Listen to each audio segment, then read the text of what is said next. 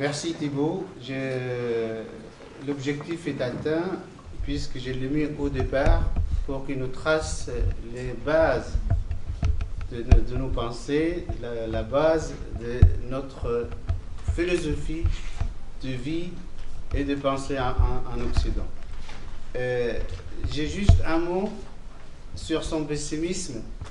Je pense que la présence des chrétiens d'Orient en Occident maintenant peuvent faire le relève des chrétiens occidentaux qui dorment.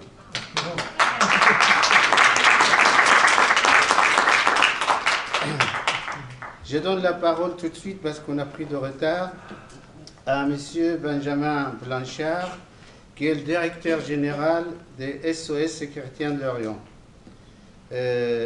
Cette association, elle m'attire beaucoup, elle m'impressionne, parce qu'elle est essentiellement composée de jeunes volontaires et qui travaillent vraiment avec assiduité et liberté.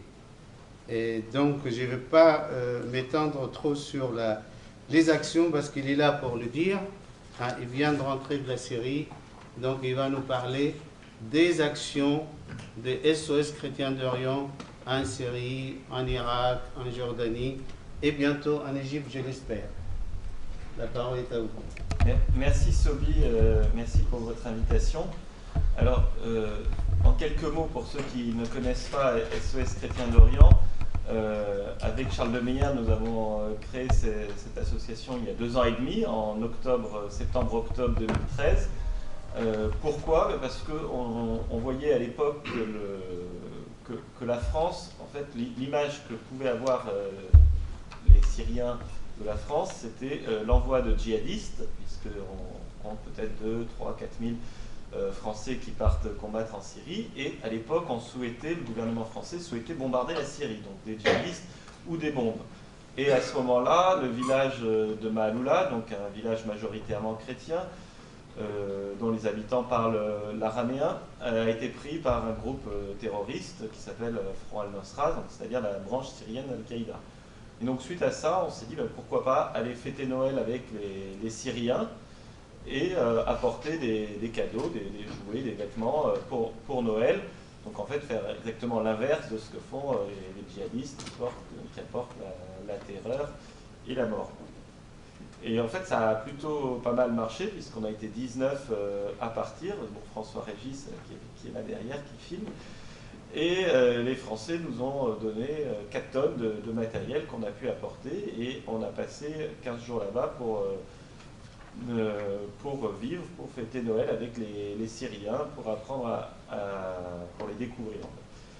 Et suite à ça, on s'est dit pourquoi ne pas continuer, parce que d'une part, on a été très bien accueillis par les Français qui ont répondu à notre appel, et surtout là-bas, on a été excessivement bien accueillis par les Syriens, et on s'est dit ça serait vraiment dommage d'arrêter, il faut continuer.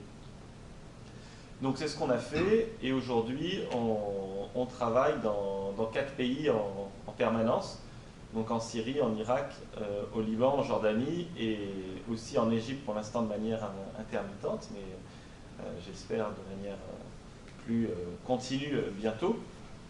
Et on poursuit 3 objectifs. Donc tout d'abord, c'est apporter une aide concrète, matérielle. Donc je vais revenir ensuite sur quelques réalisations et surtout sur quelques projets. Ensuite, deuxièmement, et pour nous c'est sûrement le plus important, c'est retisser un lien entre l'Orient et l'Occident, c'est-à-dire apprendre à se connaître. Et c'est pour ça que c'est d'abord un échange, un partage, et c'est la raison pour laquelle on insiste beaucoup sur la présence de volontaires, et qu'on ne se contente pas d'envoyer une aide, ce qui est essentiel et bien sûr très important, mais d'autres le font très bien et beaucoup mieux que nous, avec beaucoup plus de moyens. Mais nous, notre particularité, c'est qu'on veut vraiment vivre avec les populations, au milieu d'eux, pour essayer de les comprendre. Et le 3e objectif, qui est lié au précédent, c'est en France d'essayer de relayer ce que nous entendons, ce que nous voyons, ce que nous disent les populations, les chrétiens d'Orient. Donc voilà ces trois objectifs. Alors pour les réaliser, comment fait-on? Donc nous avons des missions, je vous ai dit, dans ces 4 pays, avec des volontaires qui se relaient. Donc en 2 ans et demi, c'est 450, maintenant plus de 450 volontaires qui sont partis, qui ont passé de 1 mois à 1 an, parfois plus, dans ces pays du Proche-Orient, et qui donc vivent au milieu de la population. Donc sur place, on a 3 modes d'action.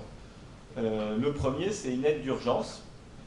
Donc c'est les besoins basiques. Donc, au début, bien sûr, quand il y a eu par exemple l'afflux massif de réfugiés à Erbil suite à l'attaque de l'organisation État islamique sur Mossoul et Karakoche, les besoins étaient très primaires, c'était nourriture et eau principalement. Bien sûr, grâce à Dieu, maintenant la situation dans les camps, des produits de base est un peu meilleure. Et donc, c'est vrai qu'on n'a plus à faire de distribution d'eau, parce que notamment il y a l'ONU qui est là, et puis il y a aussi plein d'organisations qui travaillent là-bas. Donc les besoins primaires sont plus ou moins satisfaits actuellement. Mais ça va être aussi des couvertures pour l'hiver, des chauffages, etc. Mais surtout, on ne se contente pas d'aller dans les camps, on va surtout voir ce qu'on appelle des familles isolées, c'est-à-dire des gens qui ne sont pas dans les camps, qui ont trouvé à se loger ailleurs, ou, sans parler des réfugiés ou déplacés, des gens qui habitent toujours chez eux, qui n'ont pas eu besoin de fuir une zone en guerre, mais qui, à cause de la situation dégradée, n'ont plus les moyens de subvenir à leurs besoins élémentaires.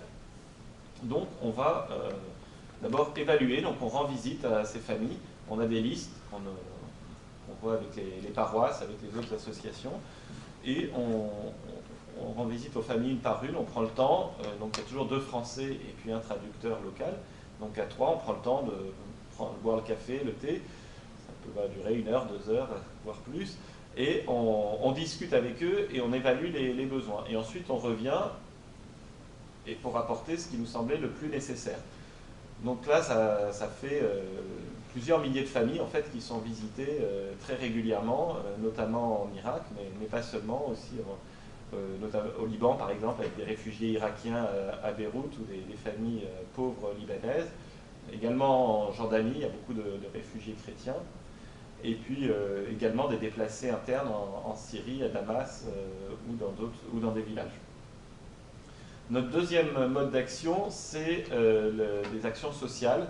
Que ce soit avec les enfants, donc des cours de français, d'anglais, de sport, des jeux, des sorties, des colonies pendant l'été, sortir des camps ou de leur ville. Mais également avec les adultes, avec aussi des excursions et puis également de la formation professionnelle, par exemple. Et enfin, le troisième principe d'action, ce sont les projets que nous menons avec, bien sûr, les autorités locales et avec nos équipes sur place. Nous suivons quotidiennement et ce qui a permis, aujourd'hui, nous avons construit 3 écoles. Donc 2 écoles en Irak et 1 en Syrie. On a reconstruit une église en Syrie. On a 8 cliniques entre l'Irak et la Syrie.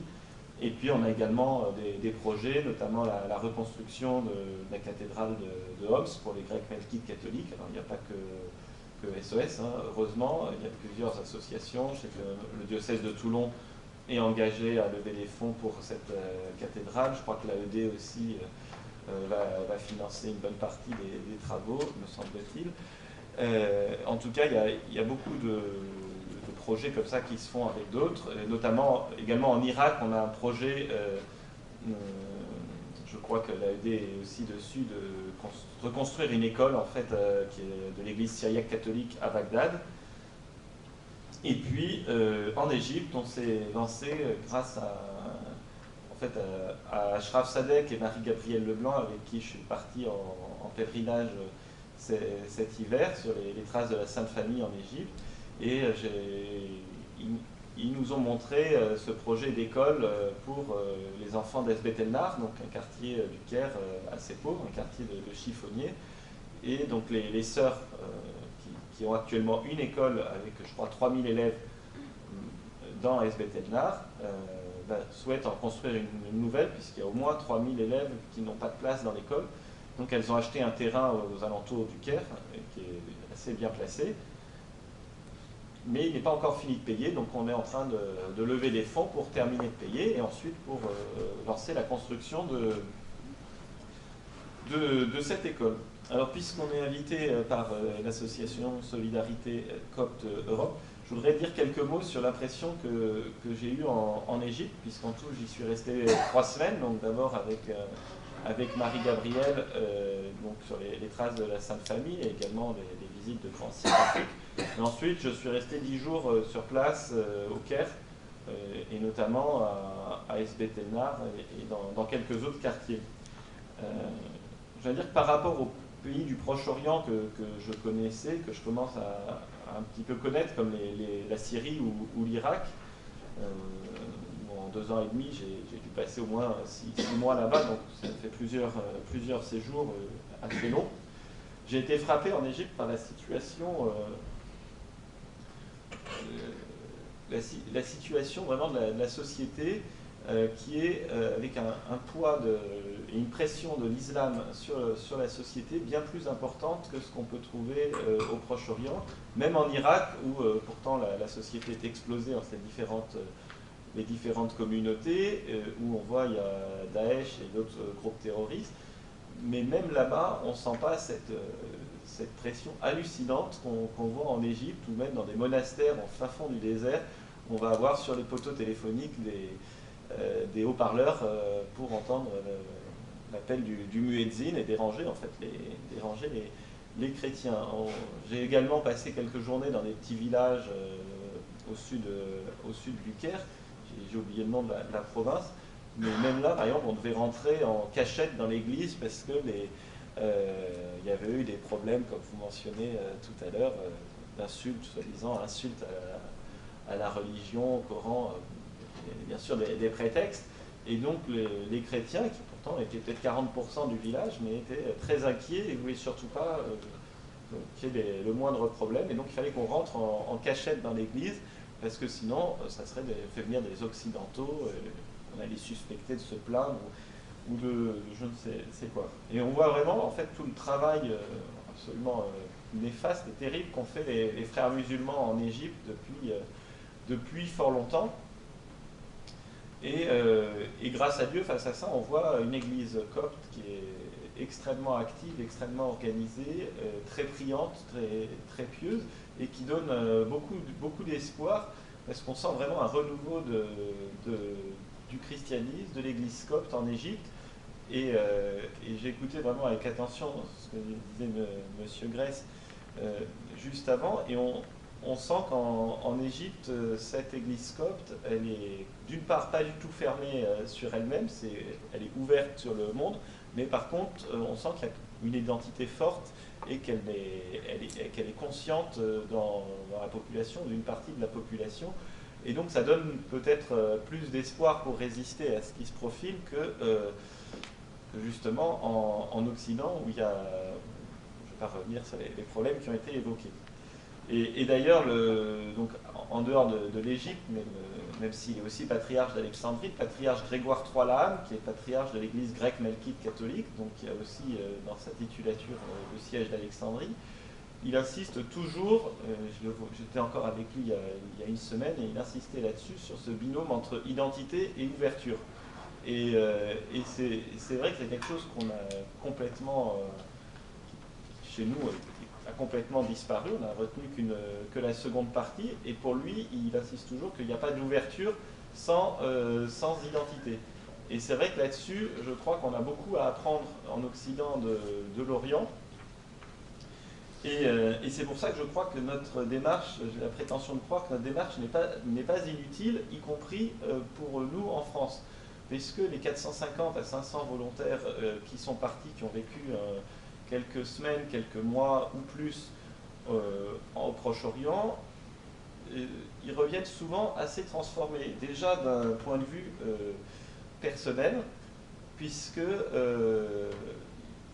nous sommes une association chrétienne, on ne le cache pas, Et donc on accepte tout le monde. Il y a beaucoup de volontaires, bien sûr ce n'est pas la majorité, mais il y a un nombre non négligeable de volontaires qui sont partis avec nous, qui ne sont pas du tout chrétiens, certains pas baptisés, d'autres baptisés mais qui n'ont jamais mis les pieds dans une église depuis leur baptême. Mais on accepte tout le monde, mais par contre tout le monde se plie à nos règles une fois là-bas. Et les règles, c'est notamment la prière en commun tous les jours et l'assistance à la messe pour le dimanche et les fêtes. Et à la messe, c'est-à-dire, on ne reste pas dans nos églises latines qu'on peut trouver à Erbil ou à Damas, mais on va participer à la liturgie dans les différentes communautés présentes. Et nous imposons aux volontaires d'aller découvrir chacune des liturgies, puisque même si, parce que souvent ils râlent en disant on ne comprend rien, etc., mais pour nous c'est impensable d'aller passer 6 mois en Syrie ou en Irak et de n'avoir jamais prié avec les gens avec qui on travaille, de n'avoir jamais cherché à comprendre comment ils prient, pourquoi c'est différent, etc. Puisqu'en fait on prie la même chose, mais de manière un peu différente. Donc ça c'est vraiment quelque chose sur lequel on insiste. Et puis également de voir pour beaucoup comment on vit dans des pays à une immense majorité musulmane, avec des difficultés quotidiennes énormes, des difficultés matérielles qu'on ne peut même pas imaginer, puisque tout à l'heure, M. Grèce parlait de notre confort en Occident très important.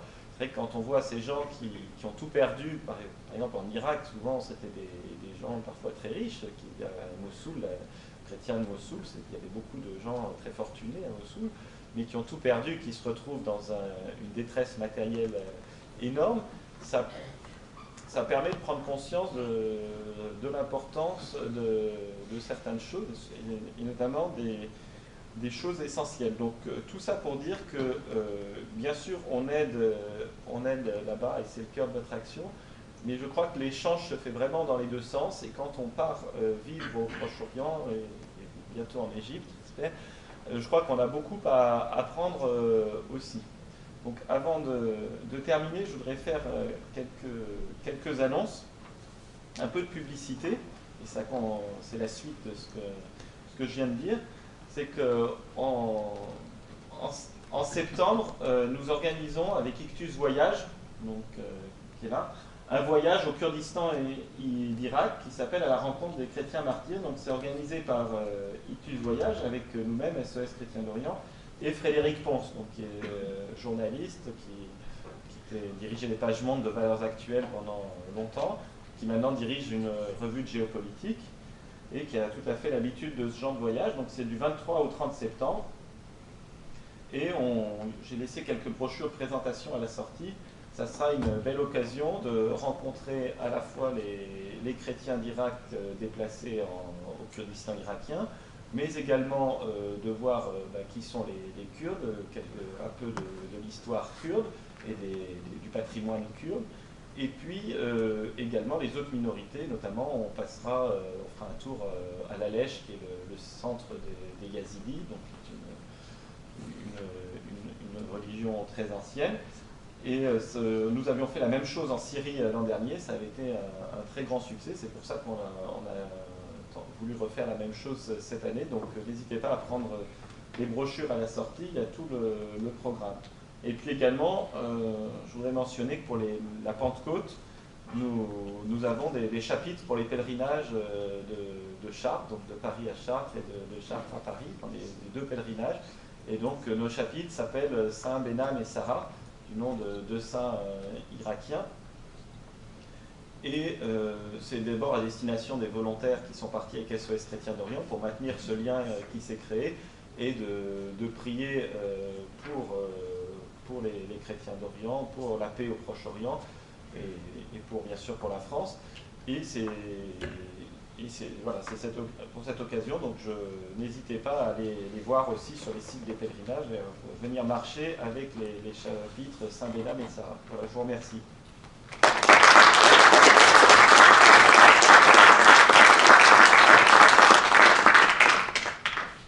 Merci Benjamin pour votre témoignage. Et maintenant, je passe à un autre témoignage d'une association assez connue, que je pense qu'elle est très appréciée. C'est l'aide à l'Église en détresse, dont le représentant aujourd'hui, c'est M. Nicolas de Kermadec. Eh bien, merci beaucoup. Donc l'AED est très sensible au fait d'avoir été invité. Comment fait-on ?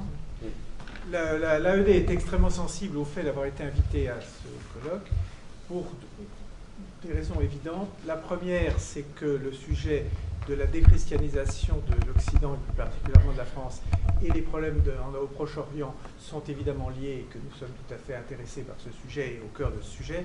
Et deuxièmement, peut-être aussi, c'est peut-être à moi de le dire puisque c'est plus gênant pour vous, de l'importance de la compréhension qu'il faut avoir du monde copte.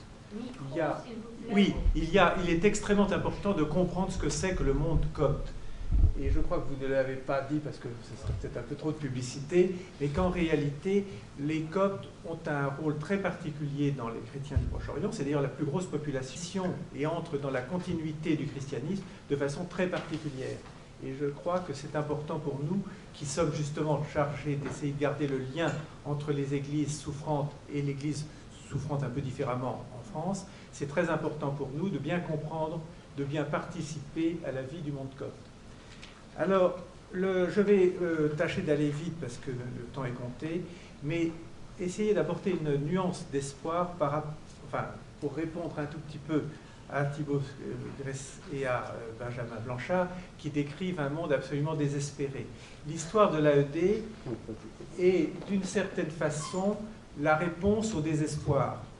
Quand le père Virenfried a commencé à essayer de répondre aux besoins immédiats des réfugiés catholiques allemands qui étaient dans des roulottes et à qui il fallait donner quelques moyens pour continuer à pratiquer le catholicisme en Allemagne, c'était une situation désespérée. Ensuite, il a rencontré un membre du KGB, un général du KGB, qui lui a dit « Nous sommes l'armée du diable et on va gagner ». Et il a répondu « On sera l'armée du Christ et on va gagner ».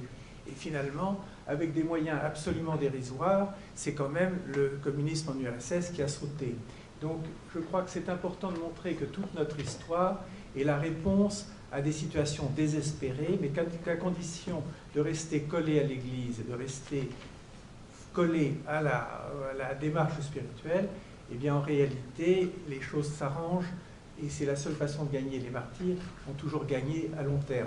Et donc on est dans cette situation-là, il n'y a pas d'autre réponse en réalité. Alors je vais naturellement très vite pour dire ce que l'on fait en Égypte et on fait en Irak. D'abord on va très vite tout simplement parce qu'on fait trop peu. Il est évident que les besoins sont absolument énormes. Le principe de l'AED, c'est de ne supporter que des besoins dans la pastorale, c'est-à-dire que nous ne faisons pas d'humanitaire, en principe. Nous ne faisons pas d'humanitaire, nous faisons uniquement du support à la pastorale. C'était toujours vrai, c'est-à-dire d'aider à ce que l'Église fonctionne. Alors, au départ, c'était donc pour les réfugiés allemands. Ensuite, ça a été pour l'aide aux églises clandestines des pays communistes. Ça l'est beaucoup moins, ça l'est toujours dans les pays communistes qui demeurent. Et ensuite, les évêques du monde entier dans les pays en difficulté ont commencé à protester en disant « vous aidez les pays dans les régions communistes, mais ça va aussi mal chez nous ». Et à ce moment-là, le père Wilfried a eu une intuition très forte. Il a décidé que l'on ne donnerait de l'argent qu'à des projets qui seraient supportés par des évêques. Donc on restait dans la pastorale et on ne donnait de l'argent qu'à des dossiers présentés par des évêques.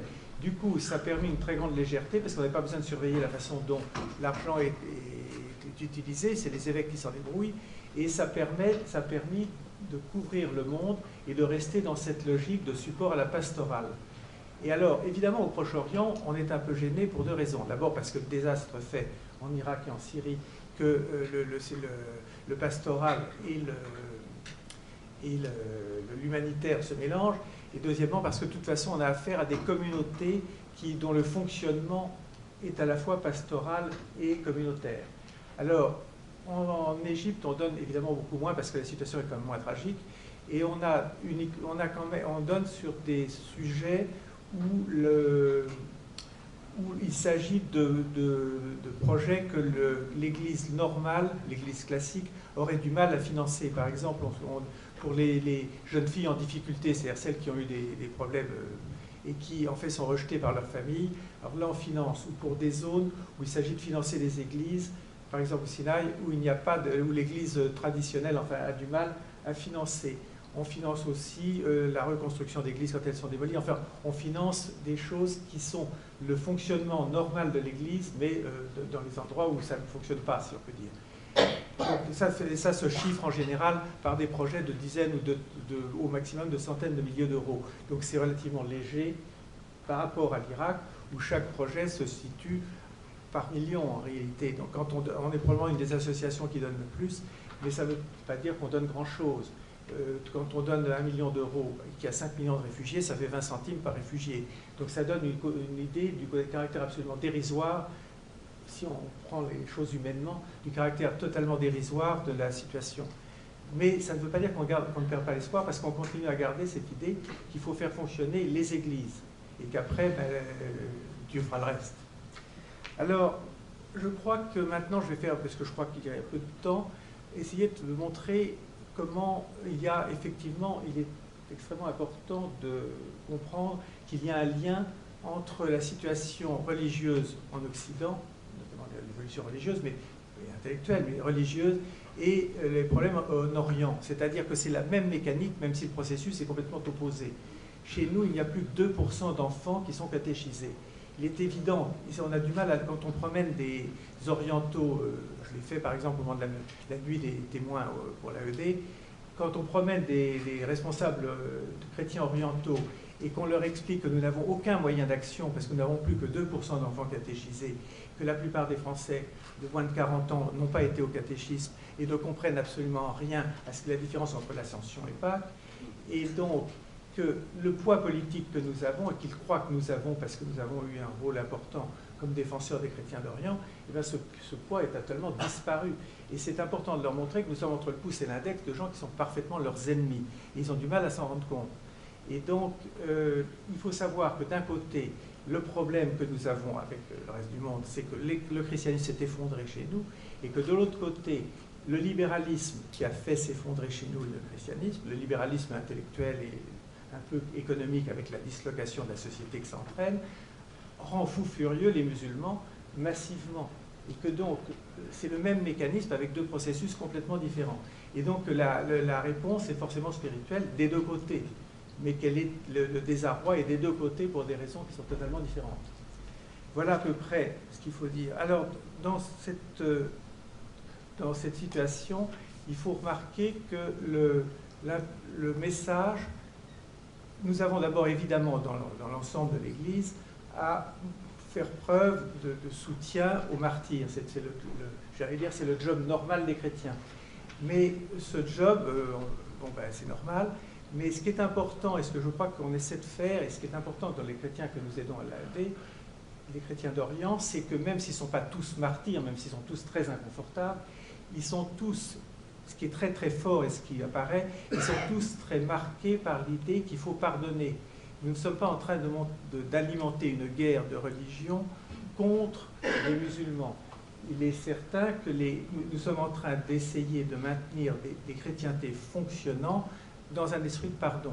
Et ça, c'est toute la logique de l'AED. Le père Wierinfried avait commencé à un moment où il a prêché dans une paroisse de Hollande, dans le Limbourg, où il y avait eu les Allemands avaient raflé un certain nombre de gens et avaient fusillé pas mal d'otages. Et donc, dans l'assistance de la messe, il y avait les familles des otages et les copains des otages, il n'y avait que des otages. Enfin, et donc, à ce moment-là, il a prêché en disant qu'il fallait pardonner. Il a fait de sa plus grosse quête, et c'est ce qui a pratiquement démarré l'AED. Et on reste dans cette logique d'essayer de rester porteur d'un message de pardon qui est évidemment la seule solution à terme dans la situation. Alors, je crois que ce n'est pas la peine d'épiloguer sur chacun des projets qu'on fait, qui sont pas mal... voilà. Il faut savoir que nous avons donc cette tradition et cette discipline d'aider le fonctionnement des églises en extrême difficulté, et que donc vis-à-vis des Coptes, et je voudrais finir comme ça, je crois qu'il est important, parce qu'on n'avait pas du tout parlé, de montrer que je crois bien que l'Église copte est celle qui a gardé toutes les traditions du judaïsme pré-rabbinique, c'est-à-dire les notions de jeûne, et notamment une tradition d'extrême encadrement des gens. Il y a tout un système de prêtres, de diacres, de machin, etc. Et donc les quartiers sont complètement quadrillés par l'Église. Enfin, le fonctionnement de la société est vraiment ecclésial. Et je crois que c'est important de se dire que dans un avenir imprévisible du christianisme, il n'est pas du tout impossible que ces traditions aient un rôle important pour nous faire redécouvrir des aspects que nous avons complètement perdus.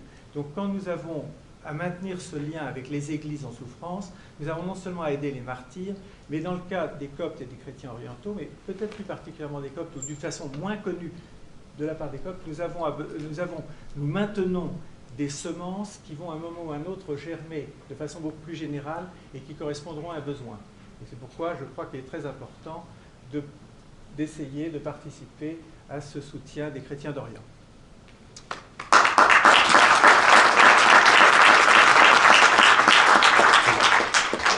Merci beaucoup Nicolas. C'est vrai, je n'ai pas parlé du copte dans mon introduction, ni dans le colloque. Par contre, je vous ai préparé pas mal de brochures qui traitent un peu l'histoire des coptes, l'histoire de l'Église, l'histoire de l'art. Vous pouvez les consulter sur les tables en sortant dans la pause. Deuxièmement, le but n'était pas pour... l'objectif du colloque n'était pas pour parler de l'Église copte ou l'histoire copte. Solidarité copte, c'est une association laïque. Les membres sont coptes ou même franco-égyptiens et autres, mais nous sommes laïcs, donc nous ne dépendons pas de l'Église. Nous soutenons l'Église, mais nous sommes laïcs et à l'égyptienne, laïcs à l'égyptienne. Donc nous sommes tous croyants et pratiquants. Donc c'est différent, le laïcisme à la française. Bien, je pense que les deux intervenants à ma gauche et à ma droite, mon extrême droite, ont bien témoigné et complété l'introduction philosophique, théorique de Thibaut. Et ça, c'était le but de cette première partie. Donc les bases sont données et la pratique et l'action ont suivi. Donc je remercie les trois intervenants. Maintenant, c'est vrai, on a perdu un quart d'heure pour démarrer. Maintenant, je laisse un peu de temps pour quelques questions avant qu'on aille prendre un petit goûter, boire et se reposer un petit peu pour attaquer la partie la plus problématique, le plus avec nos derniers intervenants sur l'islam et sur les géopolitique. Donc, juste deux, trois informations à vous donner. Donc, pendant la pause, donc vous goûterez les bonnes choses qu'on a préparées pour vous, vous buvez, il y a café, thé, jus de fruits. Mais en même temps, il y a aussi la dédicace des livres. Il y a les dédicaces, il y a deux auteurs qui ont apporté leurs livres ici. C'est le père Guy Pagès avec Interroger l'islam, un livre très intéressant, basé sur des questions raisonnables, étudiées. Et il faudrait que, avant de parler de l'islam ou d'autres choses, il faudrait comprendre. Il faudrait poser ces questions. Et donc, le père Guy Pagès, que vous entendrez tout à l'heure, nous prépare il aide les musulmans à poser les questions eux-mêmes. Parce que souvent, les musulmans agissent sans comprendre même le Coran ou leurs livres ou leurs enseignements. Voilà, la deuxième chose, donc, il y a des livres à vendre au bénéfice de l'association Solidarité Copte. Ils sont sur une table spéciale en dehors des livres du père Guy Pagès et de monsieur Antoine Assaf. Je l'attendais sur un autre livre intéressant qui est apparu il n'y a pas longtemps, l'islam radical. dans lequel, dans nos brochures, donc j'ai retiré 2 articles. Un article intéressant sur l'Europe, face de l'islam, et sur le livre même. Donc vous pouvez le consulter aussi sur place. Voilà. Il y a des toilettes à la sortie à droite. Et comme vous savez, on a fait l'entrée libre. Mais vous voyez, donc on a des frais et des dépenses pour cette organisation assez élevées. Donc, à votre choix, vous donnez ce que vous pouvez à la sortie, vers la fin, ou autour de goûter, et dans les achats des livres. Il y a aussi de prospectus, d'adhésion ou de dons pour Solidarité Copte, si vous voulez.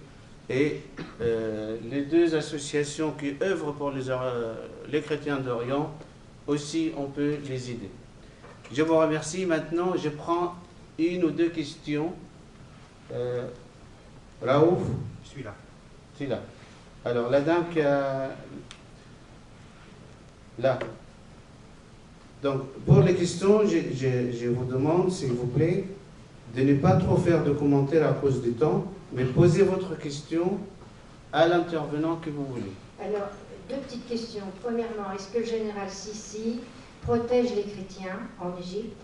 Et deuxièmement, étant donné qu'il vient de vendre 2 de ces îles à la Turquie, est-ce que cela ne va pas poser de problème? Bon, évidemment, la question... L'AED ne sait pas. Voilà, l'AED, il ne répondra pas. SES non plus. Non plus. Les philosophes non plus. Donc, ça tombe sur moi. Écoutez, madame.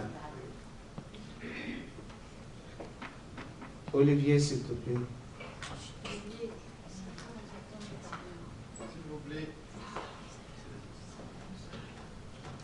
Donc, madame, on a cru tous au départ que le régime de Sissi allait vraiment, pas simplement protéger les Coptes ou les chrétiens, mais allait instaurer un système démocratique et un État moderne et laïque.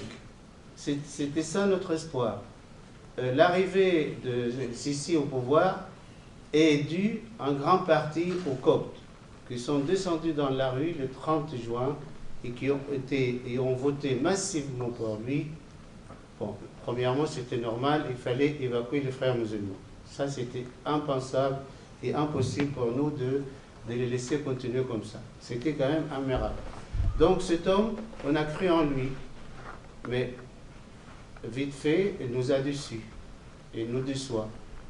Parce que il ne fait rien. Il fait de très bons discours qui trompent beaucoup de Coptes, les premiers qui sont trompés. Et le simple fait de dire, laissez-lui le temps, il a un héritage de 30-40 ans en arrière. Mais non, c'est faux comme raisonnement. Il a les moyens, il avait les moyens en tant que militaire. Hein, donc il a le militaire et la police avec lui. Et donc il pouvait très bien instaurer la paix, le calme et le droit dont il réclame tout le temps. Donc, vous voyez, l'Occident était contre, c'était un coup d'État et ainsi de suite. Bon, maintenant, on n'en parle plus parce que les intérêts économiques, et M. Assaf, il va nous parler tout à l'heure de la géopolitique dans cette région, les grandes puissances et compagnie. Donc, je ne rentre pas dans ces détails, je lui laisse les sujets. Donc, ceci, finalement, il ne nous protège pas, mais notre grande crainte maintenant, c'est l'État islamique ou l'État salafiste qui est en train d'installer. Et il continue toujours d'utiliser le même discours. Il dit jamais, je ne l'ai jamais entendu jusqu'à maintenant, de dire chrétien, musulman, différemment des autres présidents précédents. Il dit égyptiens, les Égyptiens. Nous sommes tous un, nous sommes tous égaux, nous sommes ceci ou nous sommes cela. Mais en réalité, quand on emprisonne 5 jeunes adolescents et qui ne fait rien, il a le droit de faire la grâce, hein, pour ne pas dire le pouvoir exécutif et le pouvoir judiciaire. Mais il a le droit de faire la grâce, mais il n'intervient pas, il ne dit pas un mot. Il laisse des des fausses accusations. Alors vous vous rendez compte? Des jeunes qui ont fait 1 minute et demie d'un DVD sur Daesh après l'assassinat des 21 Coptes en Libye. C'est contre Daesh, c'est pas contre l'islam. Alors, pas d'amalgame. Vous vous rendez compte? Alors voilà, donc Sisi, qu'est-ce qu'il fait? Là, on découvre sa vérité. On découvre l'homme qui veut vraiment passer avec une belle pilule l'islam de nouveau encore en Égypte et en Occident. Donc il ne nous protège pas. Il ne protège pas l'Égypte en général. Il ne protège pas l'Égypte en général. Alors, une autre question. Monsieur Grèce, mais je voulais vous dire, tout ce qu'on a parlé de ça, c'est politique. C'était pas la peine de répondre, parce que ça regarde que le pays, que notre pays, c'est-à-dire que le pays, c'est-à-dire que l'Égypte. Et moi, je trouve qu'on a vendu deux îles aux Turquie, c'est pas la Turquie d'ailleurs, c'est l'Arabie Saoudite. Donc, c'est pour dire que, pour la dame, que je vous dis que bon, on n'a pas vendu, on n'a rien vendu. Et pour le président Sisi, pour l'instant, on ne sait pas qu'est-ce qui se passe. C'est vrai, on ne sait pas. Donc, on ne parle pas de politique ici, ça ne regarde pas. Désolé, on sait ce qui se passe, madame. Oui, mais on ne parle pas de politique dans une conférence chrétienne. Notre conférence, elle est politique avant tout, elle n'est pas chrétienne. Non, il y a des témoignages. Vous êtes désolé, mais nous, le but des colloques n'était pas religieux. Il y a des témoignages des chrétiens, c'est très bien, mais notre but était avant tout politique. Ma question pour... La dernière. Oui, pour M. Guérès, fils. Et donc, après votre présentation philosophique, est-ce que on peut avoir l'espoir que dans ces pays du monde, enfin Moyen-Orient, trouver un citoyen, un musulman citoyen? Est-ce qu'il y a, après votre analyse, les choses sont un peu complexes, c'est-à-dire, est-ce que parmi vos analyses, est-ce qu'on peut, dans un avenir proche ou lointain, on peut trouver un citoyen au Moyen-Orient, quelle que soit sa religion? C'est une question très compliquée. C'est très difficile de parler de l'avenir et en général on se trompe quand on le fait. Je pense que la question que vous soulevez en fait c'est... Comment dire? Y a-t-il besoin pour le monde musulman de former un monde de citoyens? Pour qu'on en ait besoin, il faut qu'il y ait un manque. À quel manque pourrait donc répondre l'apparition d'une citoyenneté, disons au sens moderne du terme, dans ces pays-là? Ça n'est pas un manque de communautés, les communautés existent, elles sont concrètes, incarnées. Ça n'est pas un manque de politique, les politiques sont identifiables, on peut les contester naturellement, mais enfin elles sont très identifiables. Moi je verrais plutôt, mais bon, ça n'engage vraiment que moi avec ma méconnaissance du problème, je pense plutôt que si une évolution peut avoir lieu, je pense que ce sera plutôt une évolution du côté individualiste. C'est-à-dire, il y a un élément dont on n'a pas du tout parlé, mais qui en fait, à mon avis, est un élément crucial pour toutes les questions qui viennent, c'est la question de la technique.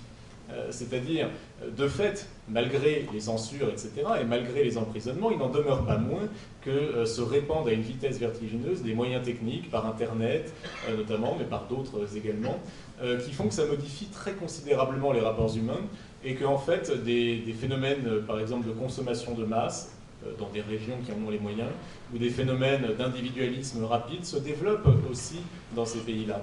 Et par conséquent, je ne vois pas tellement l'utilité d'un développement de la... En revanche, la possibilité d'un individualisme qui se développe n'est pas inenvisageable.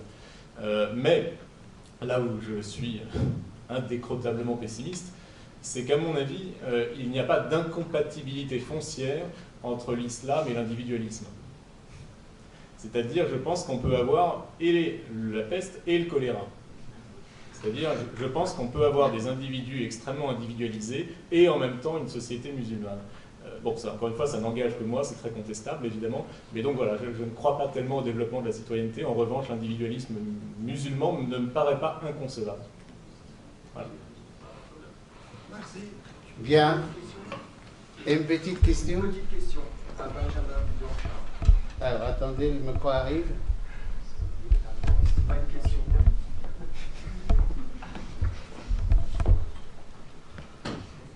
Merci beaucoup. Je voulais savoir si l'intervention russe avait facilité la mission de SOS Chrétien d'Orient. Alors là, c'est pour la Syrie, puisque c'est en Syrie. Facilité, non, parce que nous travaillons dans des zones où on pouvait déjà se déplacer. Par contre, c'est sûr que ça a quand même changé la situation quotidienne en Syrie. Déjà à Damas, là, j'étais il y a 2 semaines. La dernière fois que j'étais allé, c'était en décembre. Il y avait un énorme changement, c'est qu'on n'entendait plus de bruit. Donc de pouvoir dormir sans avoir le bruit du canon la nuit, ça change un petit peu. Et de pouvoir en journée se promener sans avoir le risque de se prendre un obus dans la figure, oui, ça change un petit peu, c'est sûr.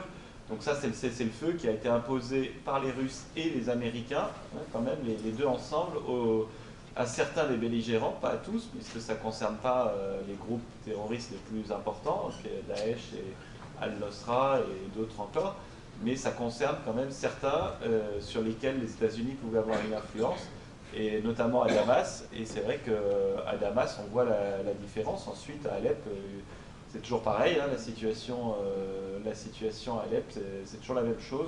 Il y a des obus qui tombent toute la journée, la route qui est coupée régulièrement. Alors bien sûr, l'armée syrienne va mieux, mais pour la vie quotidienne des gens, pour l'instant, on ne voit pas un changement complètement très rapide. Merci. Bien, merci. On va essayer de se proposer un quart d'heure pour revenir pour la deuxième partie. Bon côté.